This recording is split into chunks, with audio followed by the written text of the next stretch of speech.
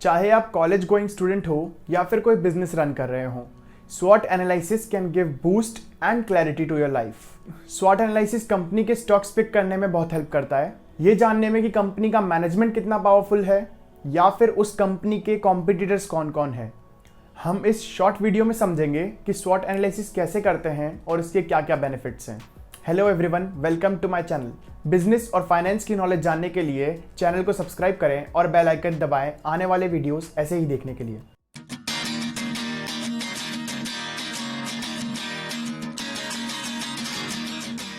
ये एक ऐसा टूल है जो सिचुएशन को एनालाइज करने में बहुत काम आता है, चाहे वो बिजनेस हो या फिर पर्सनल। स्वॉट stands for strength, weaknesses, opportunity and threats. Strengths company के वो फैक्टर्स जो उसे उसके कॉम्पिटिटर्स से अच्छा बनाती है। वीकनेसेस कंपनी के वो फैक्टर्स जो उसको हार्मफुल हो सकते हैं अगर उसके कॉम्पिटिटर्स उसके अगेंस्ट यूज कर ले तो। अपॉर्चुनिटीज वो फेवरेबल सिचुएशंस जिसे कंपनी सही टाइम पे यूज कर ले तो एडवांटेज हो सकता है। थ्रेट्स वो अनफेवरेबल सिचुएशंस जिन्हें कंपनी के अगेंस्ट यूज किया जा सकता है और कंपनी को नेगेटिवली अफेक्ट कर सकता है। तो यार, स्ट्रेंथ और वीकनेसेस जो होते हैं ना, वो इंटरनल फैक्टर्स होते हैं, इन्हें इजीली मैनेज किया जा सकता है। और अपॉर्चुनिटीज एंड थ्रेट्स जो होते हैं वो एक्सटर्नल फैक्टर्स होते हैं, इन पे सिर्फ अपन एंटीसिपेट कर सकते हैं या फिर रिएक्ट कर सकते हैं। जैसे कि आप स्क्रीन पे एक मैट्रिक्स देख सकते हैं, वो फैक्टर्स जो इंटरनल हैं और हेल्पफुल हैं उन्हें स्ट्रेंथ कहा गया है। वो फैक्टर जो इंटरनल हैं और हार्मफुल हो सकते हैं उन्हें वीकनेसेस कहा गया है। और वो फैक्टर जो एक्सटर्नल होकर हेल्पफुल हो सकते हैं उन्हें अपॉर्चुनिटीज कहा गया है। और जो फैक्टर एक्सटर्नल हैं और हार्मफुल हो सकते हैं उन्हें थ्रेट्स कहा गया है। अब बात कर लेते हैं कि स्वॉट एनालिसिस कैसे परफॉर्म करना है।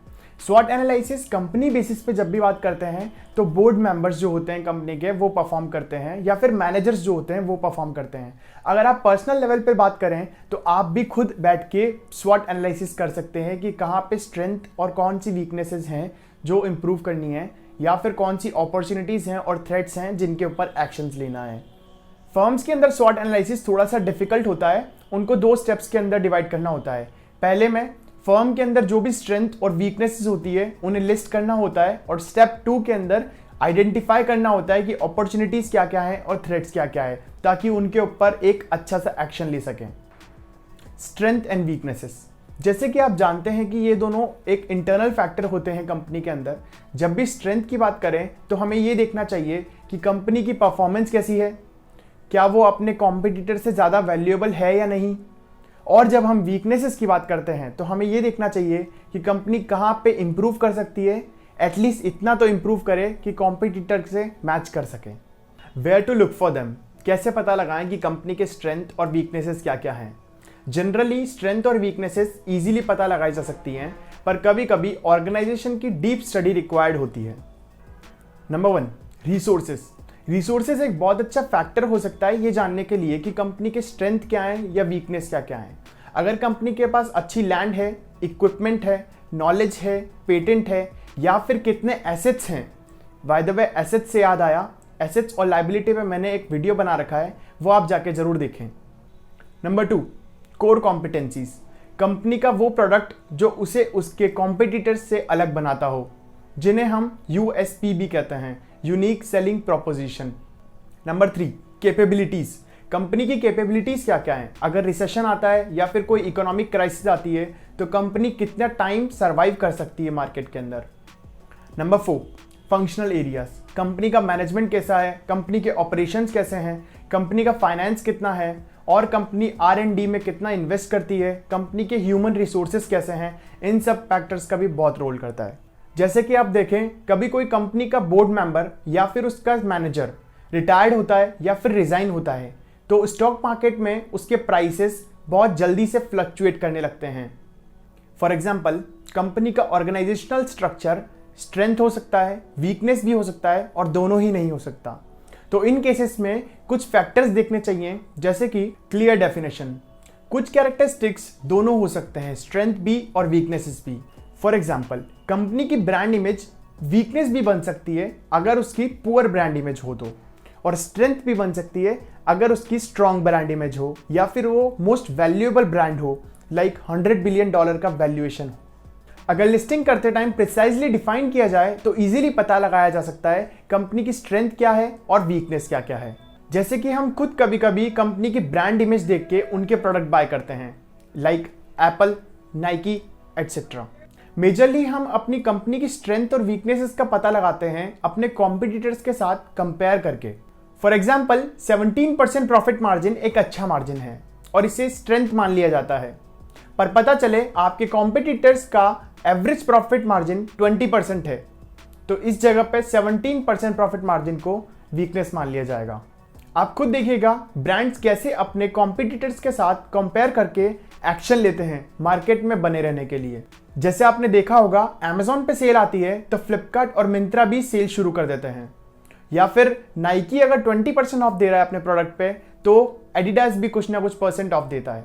कंपनी के अंदर एक और फ्रेमवर्क देखा जाता है, VRIO framework. VRIO stands for valuable, company का प्रोडक्ट कितना वैल्यूएबल है, रेयर, कंपनी का प्रोडक्ट कितना रेयर है और इंटिमिडेटेड है कि नहीं है, और ऑर्गेनाइजेशन स्ट्रक्चर, कंपनी की ऑर्गेनाइजेशन उसकी कैपेबिलिटीज का फुल यूज ले रही है नहीं ले रही है।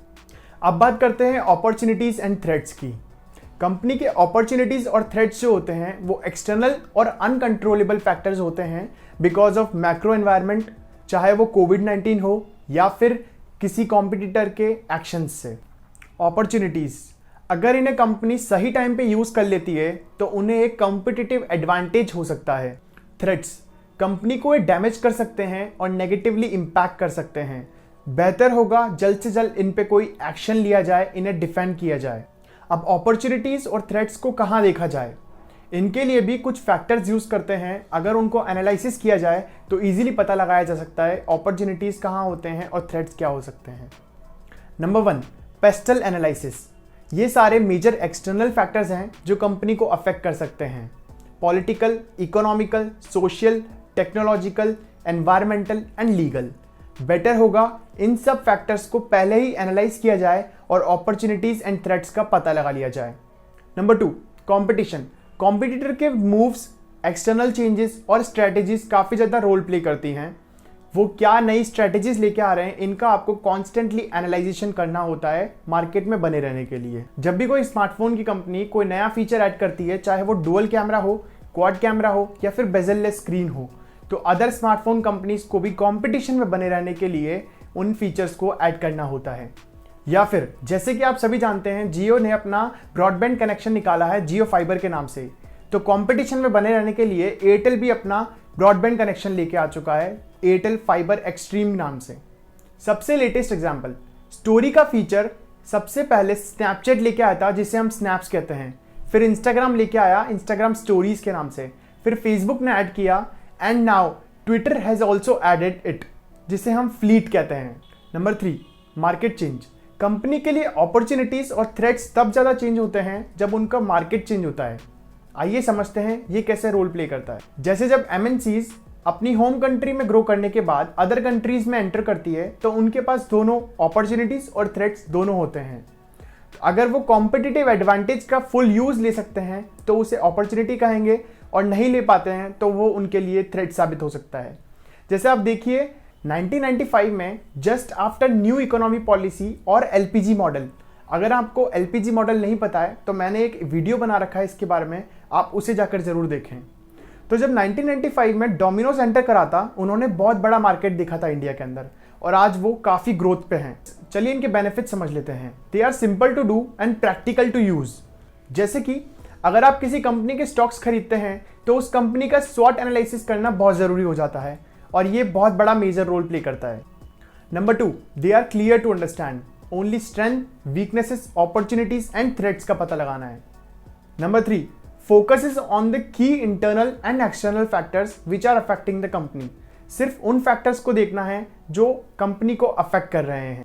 नंबर 4, जब इतना एनालिसिस हो जाता है तो बहुत क्लियर हो जाता है कि फ्यूचर गोल्स क्या क्या हो सकते हैं कंपनी के। Number 5, initiate further analysis. स्वॉट एनालिसिस के बाद बाकी फर्दर एनालिसिस करना भी बहुत ज़रूरी हो जाता है। ऐसा ही नहीं है कि सिर्फ कंपनी के स्वॉट एनालिसिस किया जा सकते हैं। मैं सजेस्ट करूंगा कि आप भी अपनी पर्सनल ग्रोथ के लिए स्वॉट एनालिसिस करें। पेपर पे एक strength, weakness, opportunities and threats का क्वाड्रेंट बनाएं और इन सब के बारे में लिखिए। तो कंपनी और आपकी ग्रोथ के बाद मेरी ग्रोथ का भी थोड़ा ध्यान रखिए। इस वीडियो को ज़रूर लाइक करें और इस वीडियो को शेयर ज़रूर करें अपने किसी फ्रेंड या फैमिली के साथ और उनको भी स्वॉट एनालिसिस करवाएं। और चैनल को सब्सक्राइब करना ना भूलें आने वाले वीडियोस ऐसे ही देखने के लिए। धन्यवाद।